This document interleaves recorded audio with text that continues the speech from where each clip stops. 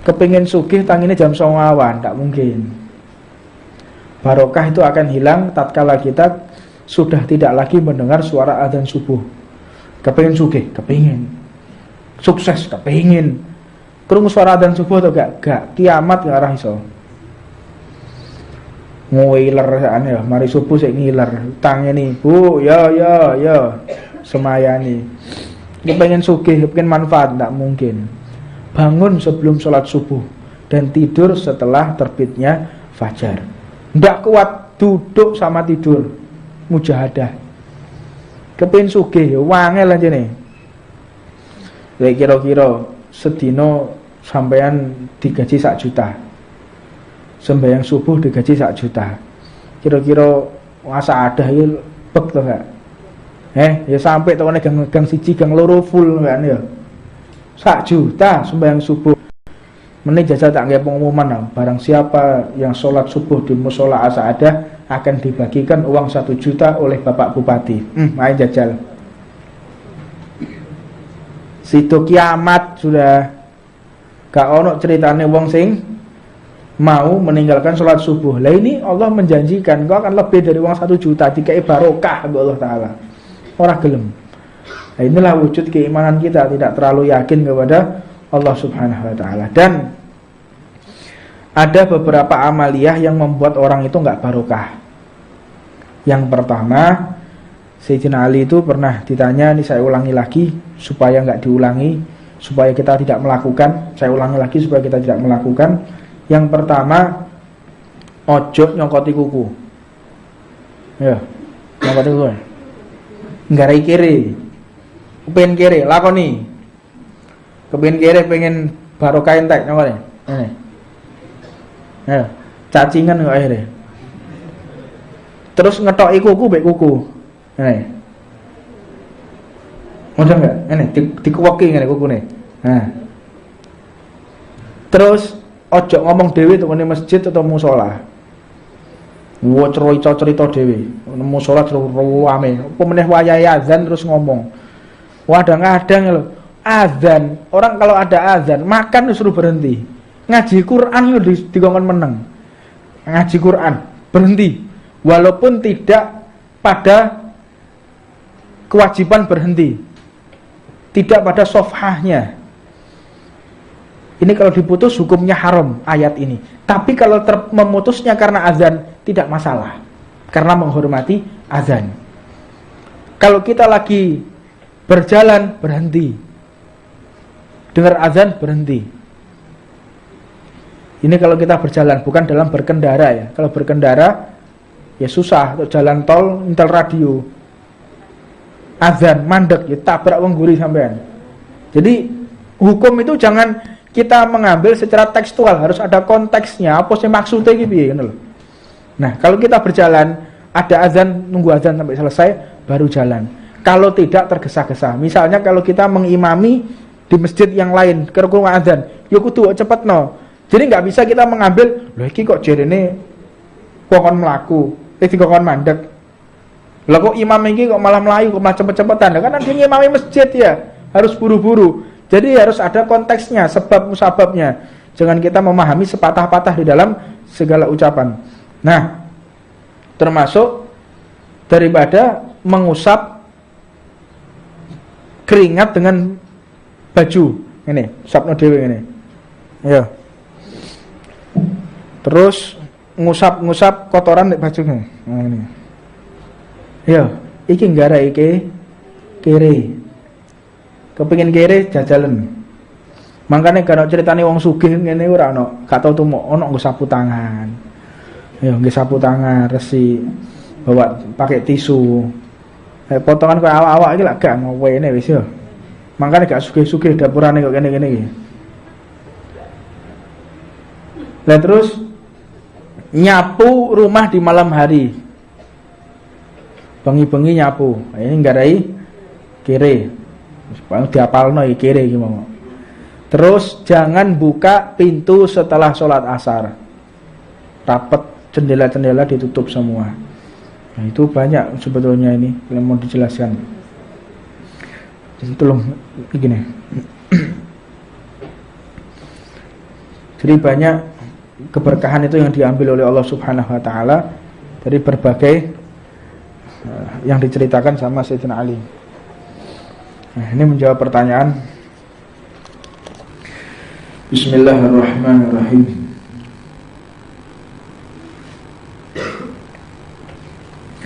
Alhamdulillahirabbil alamin wassalatu wassalamu ala asrofil anbiya'i wal mursalin sayyidina Muhammadin wa ala alihi washabbihi ajmain.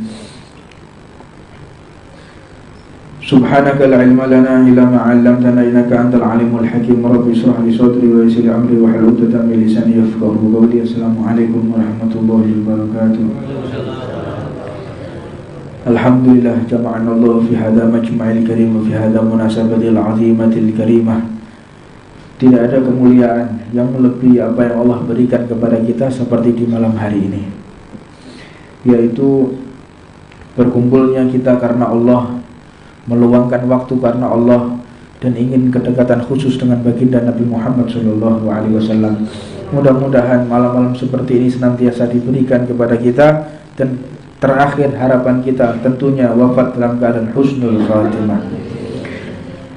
Sebagaimana yang dikatakan oleh Rasulullah SAW, iltamisu rizqa fi khabayal ardi.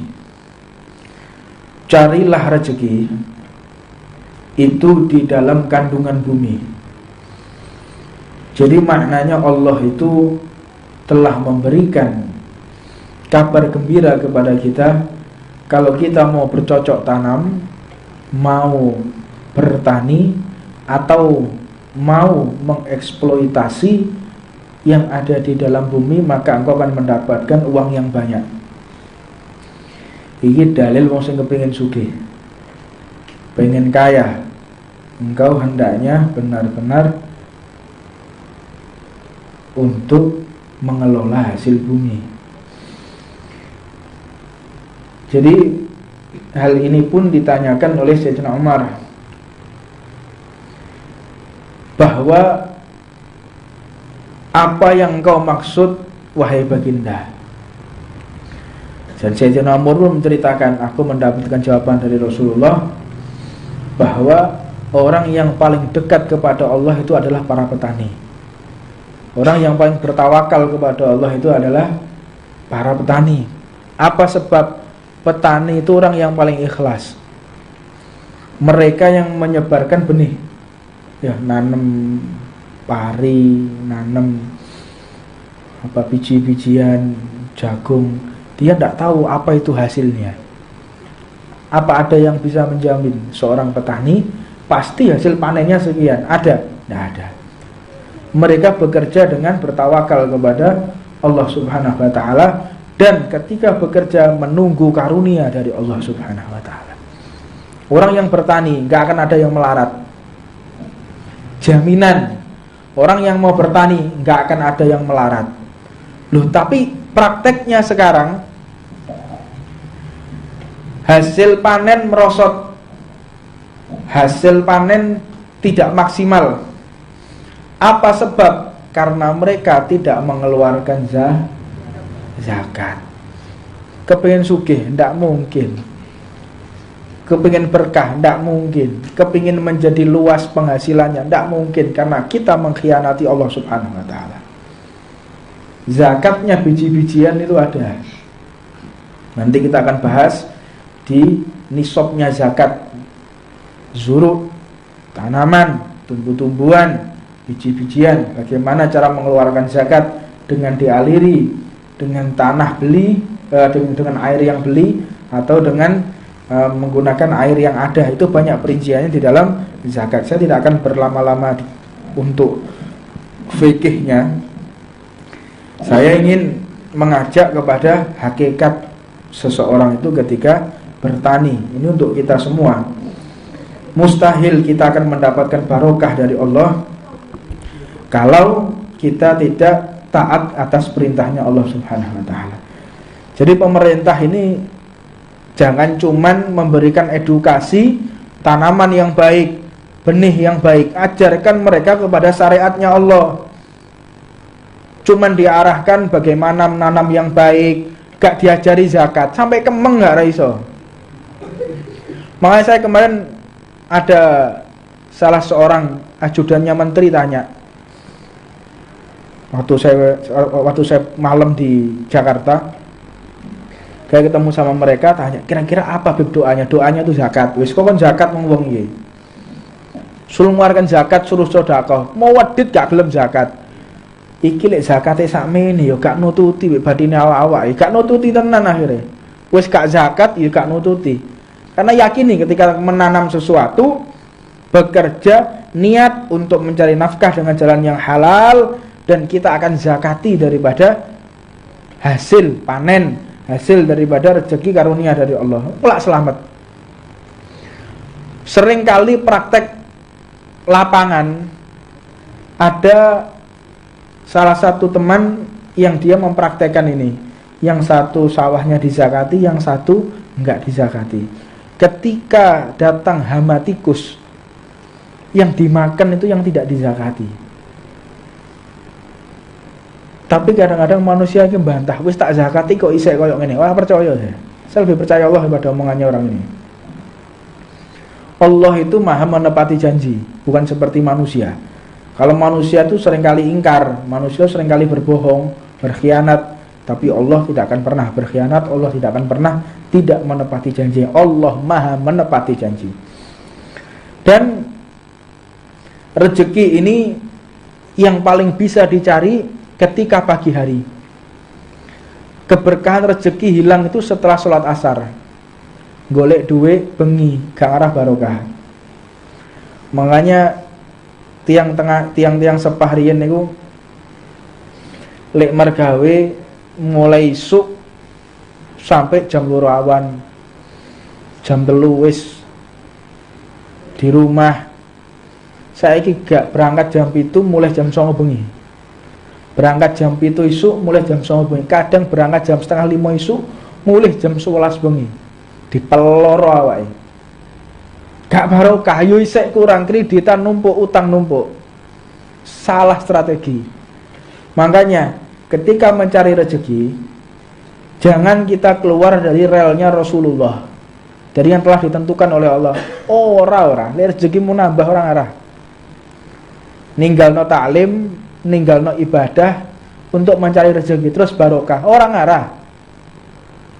Apa meneh lek wis rezekine saithik tambah gak gelem taklim. Iki loro donya, loro akhirat wong sing model kaya ngene iki. Saya tidak mau duduk di majelis taklim. Kenapa? Saya belum dapat rezeki dari Allah. Loh. Iki sodrun iki rada gak bek iki uteke sing model-model ngene iki.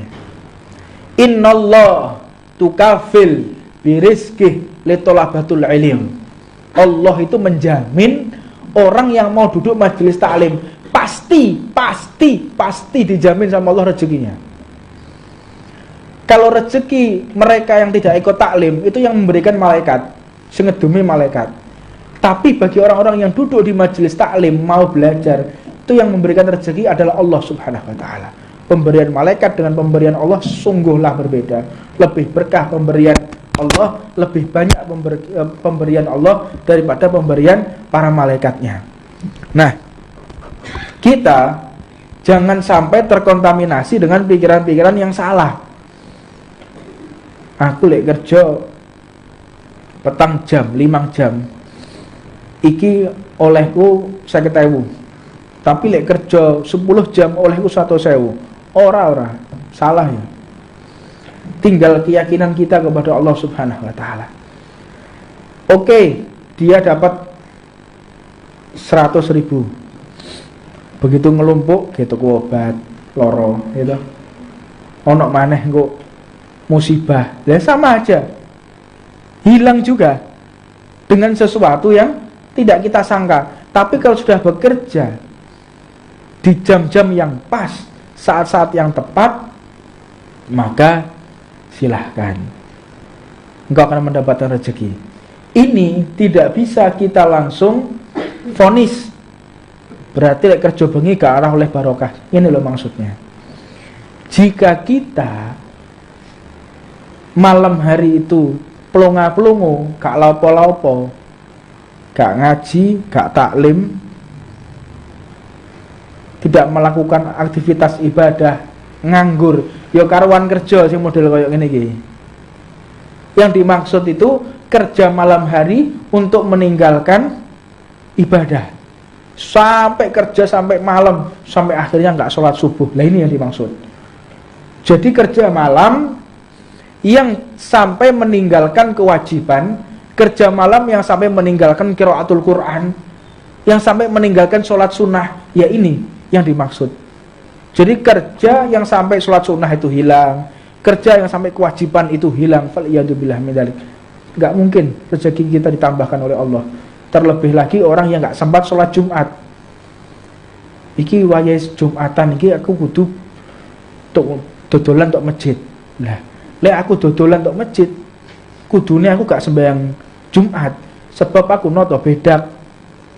Lah iki ini yang dimaksud. Terus dia berharap dapat rezeki. Tidak mungkin rezeki kita akan ditambahkan oleh Allah Subhanahu wa taala. Makanya sampai dikatakan Allahumma barik li ummati fi bukuriha. Ya Allah, berkahilah umatku ketika di pagi hari. Kepingin sugih tangine jam 09.00 awan, tak mungkin. Barokah itu akan hilang tatkala kita sudah tidak lagi mendengar suara adzan subuh. Kepingin sugih, kepingin. Sukses, kepingin. Krungu suara adzan subuh atau gak? Kiamat gak arah iso.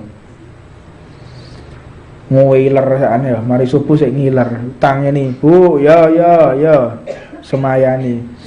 Kepengen sugih, kepengen manfaat, tidak mungkin. Bangun sebelum sholat subuh dan tidur setelah terbitnya fajar. Tidak kuat, duduk sama tidur, mujahadah.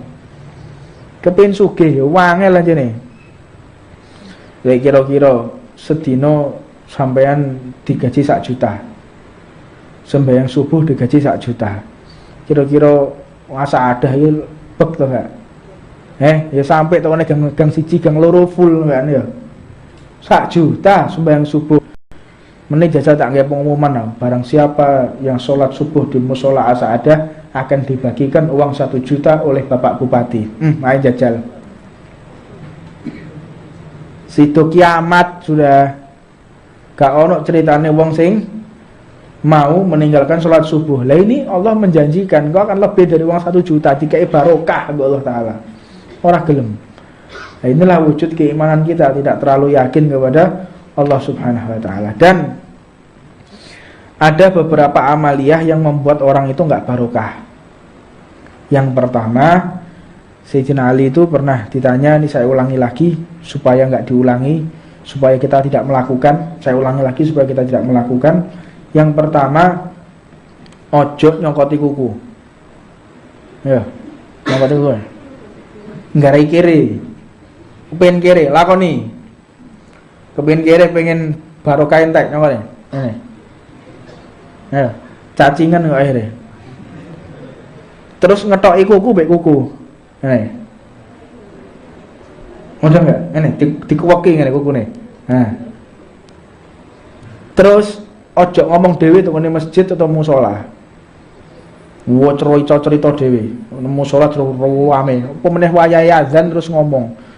Kadang-kadang lho, azan, orang kalau ada azan, makan disuruh berhenti. Ngaji Quran yo dikongkon meneng. Ngaji Quran berhenti walaupun tidak pada kewajiban berhenti. Tidak pada sofhahnya. Ini kalau diputus hukumnya haram ayat ini. Tapi kalau memutusnya karena azan tidak masalah. Karena menghormati azan. Kalau kita lagi berjalan berhenti. Dengar azan berhenti. Ini kalau kita berjalan, bukan dalam berkendara ya. Kalau berkendara ya susah, untuk jalan tol, intel radio. Azan, mandek, ya tabrak wong guri sampean. Jadi hukum itu jangan kita mengambil secara tekstual, harus ada konteksnya, apa sih maksudnya gitu loh. Nah, kalau kita berjalan, ada azan, nunggu azan sampai selesai, baru jalan. Kalau tidak tergesa-gesa, misalnya kalau kita mengimami di masjid yang lain, kerungu azan, ya kudu cepet no. Jadi nggak bisa kita mengambil, loh iki kok jerene kokon melaku, dikokon mandek. Lah kok imam ini kok malah melayu, kok malah cepet-cepetan? Kan ada ngimami masjid ya, harus buru-buru. Jadi harus ada konteksnya, sebab musababnya. Jangan kita memahami sepatah-patah di dalam segala ucapan. Nah, termasuk daripada mengusap keringat dengan baju. Ini, usapno dhewe ini. Ya. Terus ngusap kotoran di baju ini. Ya, iki nggara iki kere. Kepengin kere jajalan. Makanya kalau ceritane wong sugih ngene ora ono, gak tau tumo ono nggo sapu tangan. Ya, nggo sapu tangan, resi, bawa pakai tisu. Potongan koyo awak-awak iki lak gak ngowene wis ya. Makanya gak sugih-sugih dapurane kok kene-kene iki. Dan terus nyapu rumah di malam hari. Bengi-bengi nyapu. Ini nggarai kere. Supaya diapalno iki kere iki mau. Terus jangan buka pintu setelah sholat asar. Rapet, jendela-jendela ditutup semua. Nah, itu banyak sebetulnya ini yang mau dijelaskan. Jadi tolong begini. Jadi banyak keberkahan itu yang diambil oleh Allah Subhanahu wa taala dari berbagai yang diceritakan sama Sayyidina Ali. Nah, ini menjawab pertanyaan bagaimana sholatnya pengantin yang berdandan sampai melewatkan waktu sholat. Nah, ini boleh orang mantu itu di takdim atau takhir, baik laki-laki atau perempuannya. Wong mantu mungkin kan dia susah, gimana ini sholatnya di takdim atau takhir? Ada ulama yang mengatakan seperti itu. Ada imam dalam kitabnya Bughyah Mustarsidin itu ada. Jadi di takhir atau di takdim. Misalnya ada orang mau jadi manten, dia harus didandani itu mana bengkel one drive ya, di spuring. Nah, habis gitu ada salon sampai 3 jam iki lho. Aku dibayari lho gak gelem ya kok ngene. Iki wis mbayare larang kok ondel-ondel maneh. Yo dandan aja nemen-nemen po.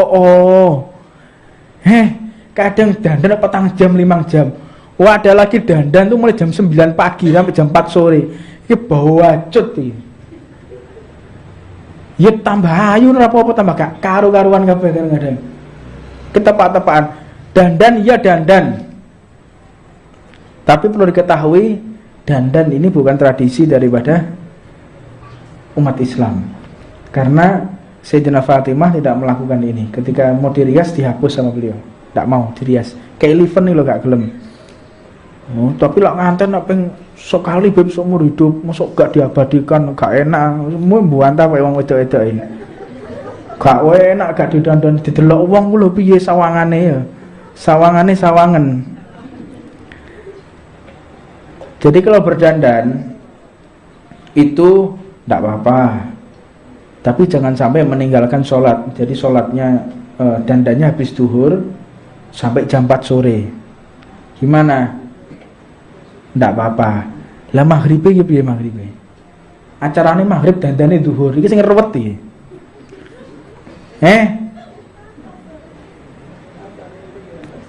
Dandane mari maghrib.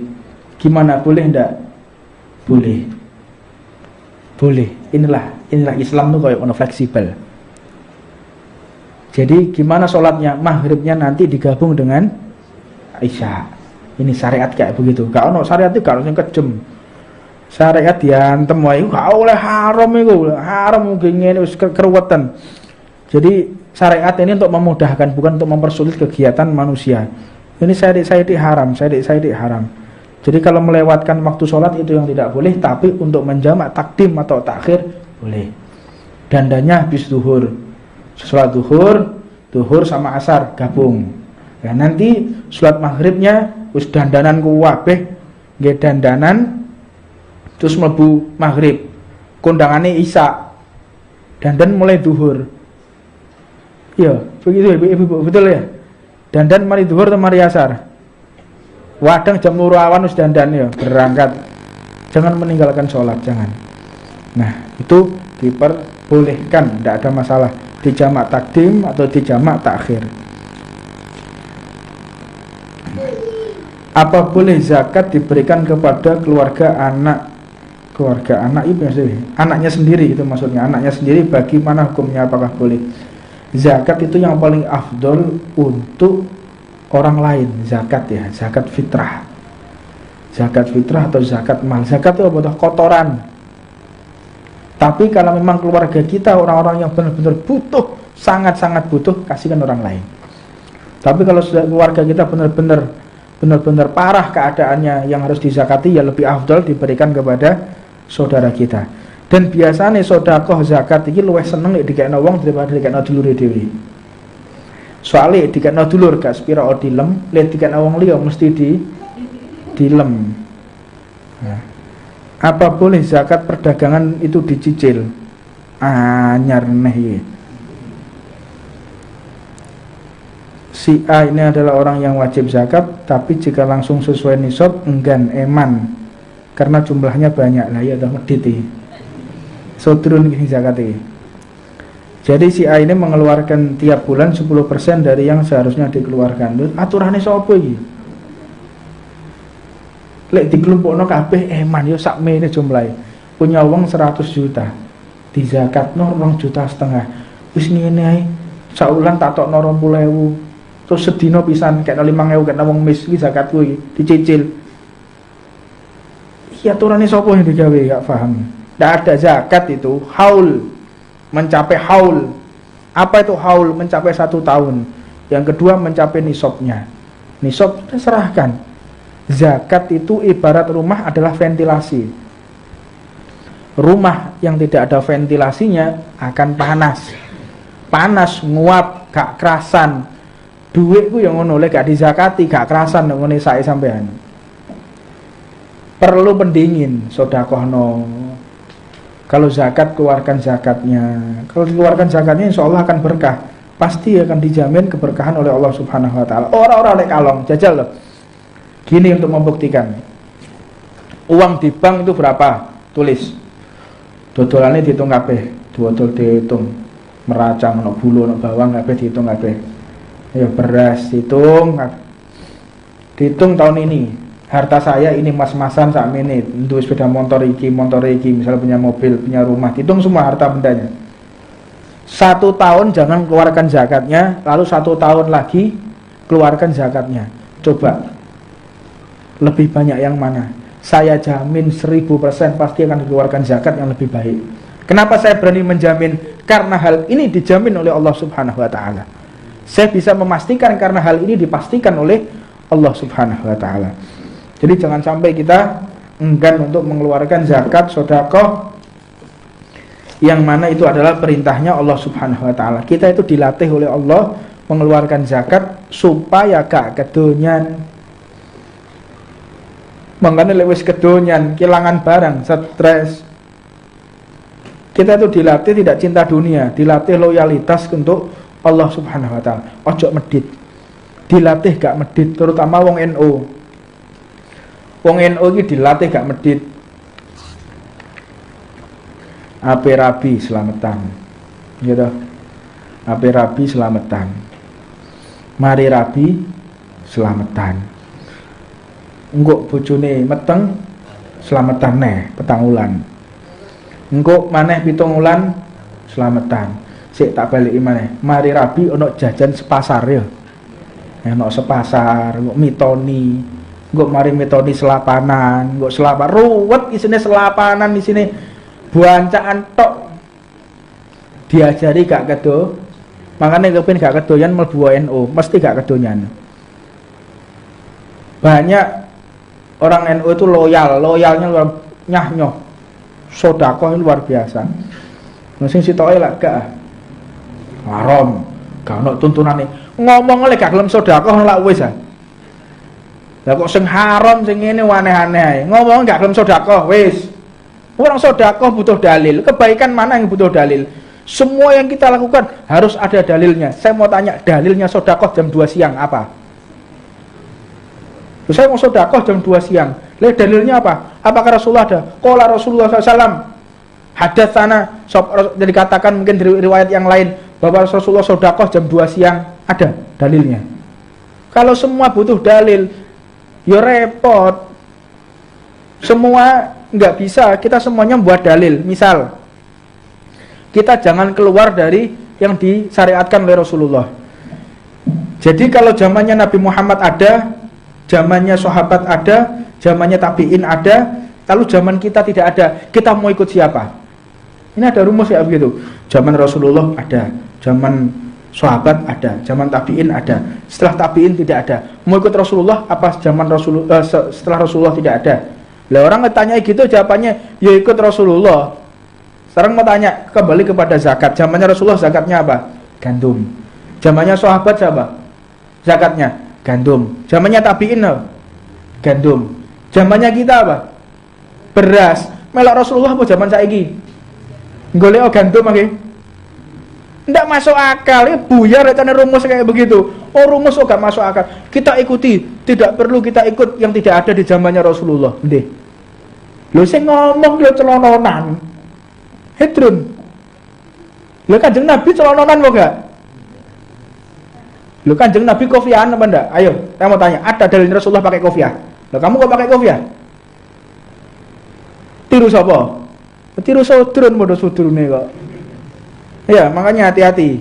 Kita ngambil ilmu itu dari orang-orang yang benar-benar paham soal syariat, jangan sepatah-patah diantem kromo ya. Kewabeh Kanjeng Nabi gak tahu melakukan, berarti kita tidak perlu melakukan apa yang tidak dilakukan oleh Rasulullah. Ya buyar, kalau HP, kalau segala macam ya. Ya wallahu a'lam. Rabbana atina fid dunya hasanah wa fil akhirati hasanah wa qina adzabannar. Wa 'alamana wa masyayikhna wa ila hadratin Nabi Muhammad sallallahu alaihi wasallam wa 'alamana wa al-habib Umar Muhammad sallallahu alaihi wasallam hadratin Nabi Al-Fatihah.